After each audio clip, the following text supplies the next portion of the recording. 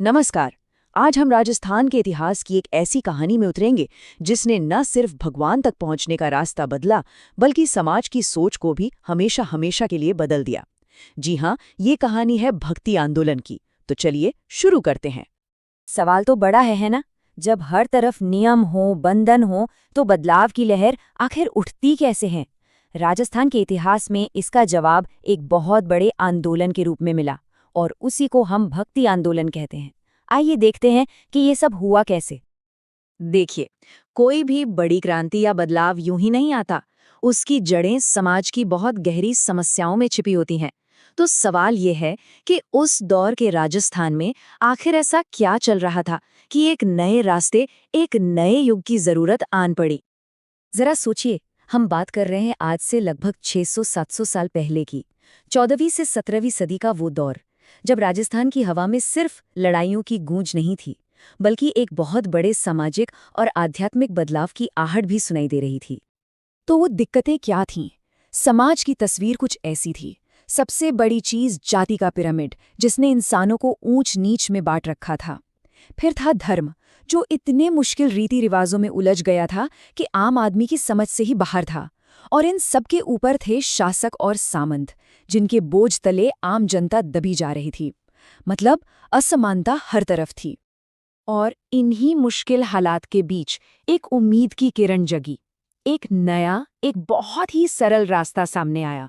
एक ऐसा रास्ता जिसका दरवाजा हर किसी के लिए खुला था। और यही था भक्ति आंदोलन का असली जादू। ये कोई नया धर्म नहीं था, नहीं, ये धर्म को देखने का एक बिल्कुल नया नजरिया था। इसका संदेश बहुत सीधा और साफ था। भगवान को पाने के लिए बड़े बड़े यज्ञ या पोथियां नहीं चाहिए, बस एक सच्चा दिल चाहिए। एक ऐसा दिल जिसमें सबके लिए प्रेम और समानता हो। ये जो दो रास्ते दिख रहे हैं ना, ये पूरी कहानी कह देते हैं। एक तरफ था पुराना मुश्किल रास्ता, कर्मकांडों और दिखावे से भरा हुआ, और दूसरी तरफ थी भक्ति की सीधी सरल राह, जो सीधे दिल से होकर ईश्वर तक जाती थी। ये सिर्फ एक बदलाव नहीं था, ये एक क्रांति थी, जिसने धर्म को ऊंचे मंदिरों से निकालकर आम इंसान के दिल में बसा दिया। अब देखिए, बात यहाँ और भी दिलचस्प हो जाती है। इस नए रास्ते के अंदर भी ईश्वर को महसूस करने के दो मुख्य तरीके थे। मंजिल तो एक ही थी, पर रास्ते जरा अलग थे। चलिए, इस टेबल से समझते हैं, बड़ा आसान हो जाएगा। एक तरफ थी वैष्णव या सगुण धारा। ये लोग भगवान को एक रूप में पूजते थे, जैसे मीराबाई के लिए उनके प्यारे कृष्ण। वहीं दूसरी तरफ थी निर्गुण धारा। इनका मानना था कि ईश्वर का कोई रूप, कोई आकार नहीं है, वो तो कण कण में है। इसके सबसे बड़े संत थे दादू दयाल, जो मूर्ति पूजा में यकीन नहीं रखते थे। तो ये सब विचार सिर्फ किताबी बातें नहीं थीं। इन विचारों को लोगों तक पहुंचाने वाले, उन्हें जीने वाले कुछ महान संत थे। चलिए, अब उन आवाज़ों को सुनते हैं जिन्होंने इस क्रांति की मशाल जलाई। और जब भी सगुण भक्ति और हिम्मत की बात होती है, तो जहन में सबसे पहला नाम आता है मीराबाई का। वो सिर्फ एक रानी या भक्त नहीं थीं, वो अपने आप में एक पूरी क्रांति थीं। जरा सोचिए, उस जमाने में एक राजघराने की महिला समाज के सारे नियम तोड़ रही थी। मीरा ने कहा कि भक्ति पर सिर्फ मर्दों का हक नहीं, हर किसी का है। उन्होंने महलों की चारदीवारी को लांघकर अपने कृष्ण के लिए शाही परिवार तक से बगावत कर दी। उनकी जिंदगी आज भी यही सिखाती है कि सच्ची आस्था किसी बंधन की मोहताज नहीं होती। तो सगुण धारा से अब चलते हैं निर्गुण धारा की ओर, और यहाँ हमें मिलते हैं दादू दयाल, जिन्हें हम एकता का दूत भी कह सकते हैं। दादू दयाल की सोच अपने वक्त से बहुत बहुत आगे थी। जब समाज धर्म और जाति के नाम पर बुरी तरह बटा हुआ था, तब वो इंसान को इंसान से जोड़ने की बात कर रहे थे। वो हिंदू मुस्लिम एकता का संदेश दे रहे थे। उन्होंने कहा, असली पूजा दिखावा नहीं, बल्कि मन की सच्चाई, प्रेम और अहिंसा है। और उन्होंने दादू पंथ की शुरुआत की, एक ऐसा पंथ जो आज भी उनके इन विचारों को जिंदा रखे हुए है। तो सवाल ये है कि इन संतों का, इनके विचारों का समाज पर आखिर असर क्या हुआ? असर बहुत गहरा था, इतना गहरा कि उसकी छाप आज भी मौजूद है। इस आंदोलन ने समाज को हमेशा के लिए बदल दिया। कैसे? सबसे पहले तो संतों ने संस्कृत के बजाय लोगों की अपनी भाषा, ब्रज और राजस्थानी में बात की, तो संदेश सीधा दिल में उतरा। इसका नतीजा ये हुआ कि भजन, कीर्तन और लोक गीतों की एक ऐसी लहर चली जो आज भी हमारी संस्कृति का एक अहम हिस्सा है। और सबसे बड़ी बात, इसने लोगों के अंदर सामाजिक सुधार और सभी धर्मों का सम्मान करने की एक नई चेतना जगाई।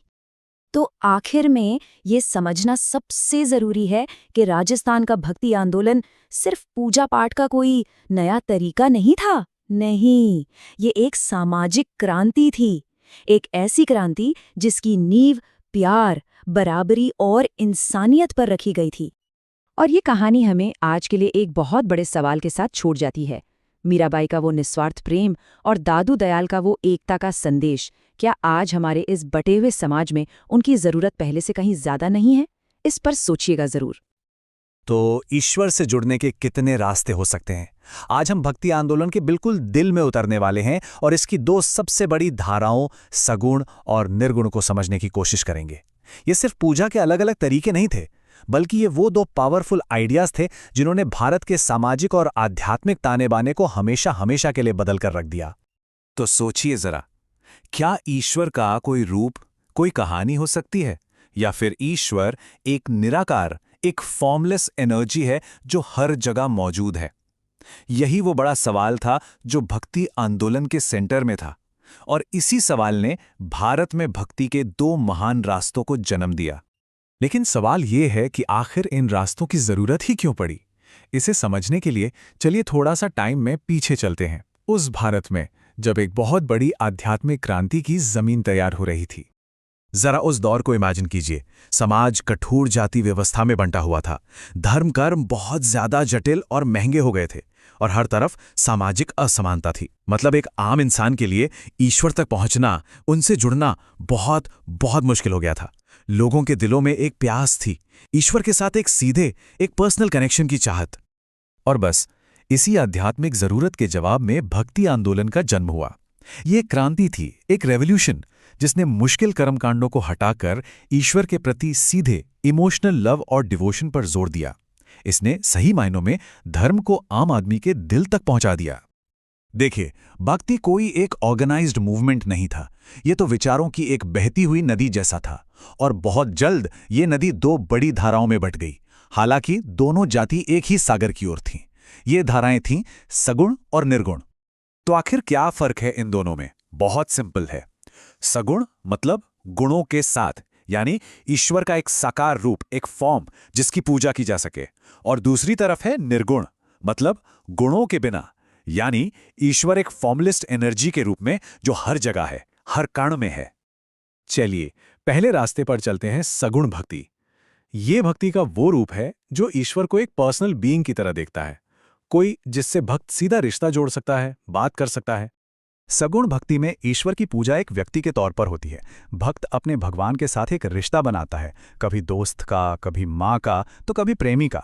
राम और कृष्ण जैसे अवतार इस भक्ति के बिल्कुल केंद्र में हैं, जिनकी कहानियां और लीलाएं भक्तों को इंस्पायर करती हैं। अब जब ईश्वर का एक रूप है तो उनकी भक्ति का तरीका भी वैसा ही होगा, है ना? इसीलिए इसमें मूर्ति पूजा है, मंदिर हैं, भजन कीर्तन है, और ईश्वर की लीलाओं का इमोशनल सेलिब्रेशन है। और सबसे खास बात, तुलसीदास और सूरदास जैसे महान संतों ने आम लोगों की भाषा ब्रज और अवधी में लिखा, जिससे भक्ति का संदेश राजमहलों से निकलकर हर घर, हर दिल तक पहुंच गया। तो ये तो थी एक बात। अब चलिए बिल्कुल दूसरे छोर पर, एक ऐसा रास्ता जो कहता है कि ईश्वर को बाहर नहीं बल्कि अपने अंदर खोजो। ये है निर्गुण भक्ति। निर्गुण संतों का मानना था कि ईश्वर फॉर्मलेस है, उसका कोई नाम नहीं, वो अनंत है, वो हर कण में मौजूद है, उसे किसी मंदिर या मूर्ति में कैद किया ही नहीं जा सकता। ईश्वर को पाने का रास्ता बाहरी पूजा पाठ नहीं बल्कि अंदर का ज्ञान और सेल्फ रियलाइजेशन है। और सुनिए, निर्गुण भक्ति सिर्फ एक स्पिरिचुअल जर्नी नहीं थी, ये एक सोशल रेवोल्यूशन भी था।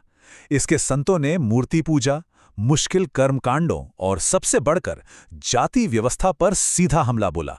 उन्होंने सिखाया कि ईश्वर तक पहुंचने के लिए किसी पुजारी की नहीं बल्कि एक सच्चे गुरु की जरूरत है जो ज्ञान का रास्ता दिखाए। तो चलिए एक क्विक रिकैप करते हैं। एक तरफ है साकार ईश्वर, प्रेम और लीला पर आधारित सगुण भक्ति, और दूसरी तरफ निराकार ईश्वर, ज्ञान और साधना पर फोकस करने वाली निर्गुण भक्ति। रास्ते बिल्कुल अलग थे, संत अलग थे, लेकिन मंजिल एक ही थी, ईश्वर की प्राप्ति। अच्छा, थ्योरी तो बहुत हो गई। अब इन आइडियाज को असल जिंदगी में देखने के लिए चलिए राजस्थान चलते हैं।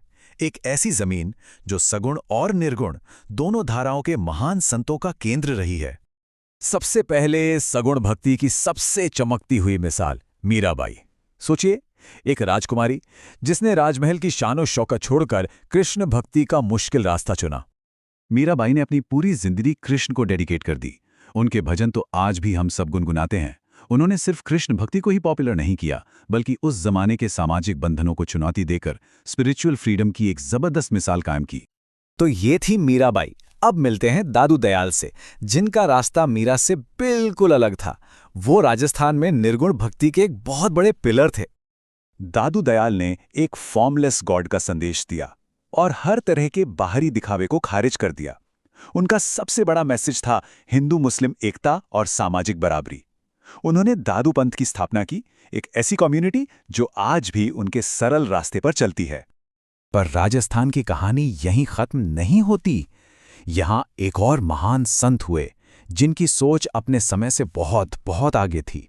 गुरु जाम्भोजी, जिन्होंने भक्ति को पर्यावरण यानी एनवायरनमेंट से जोड़ दिया। 29 ये सिर्फ एक नंबर नहीं है, ये एक पूरी जीवन शैली का आधार है। ये गुरु जाम्भोजी के दिए हुए वो 29 सिद्धांत हैं जिन्होंने बिश्नोई समुदाय की नींव रखी। एक ऐसा समुदाय जो आज भी अपने इन परंपराओं के लिए दुनिया भर में जाना जाता है। और ये वाकई में कितना शानदार है।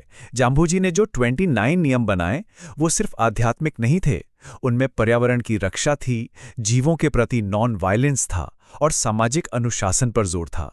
मतलब उन्होंने आस्था को प्रकृति और नैतिकता के साथ जोड़कर एक बिल्कुल ही यूनिक रास्ता दिखाया।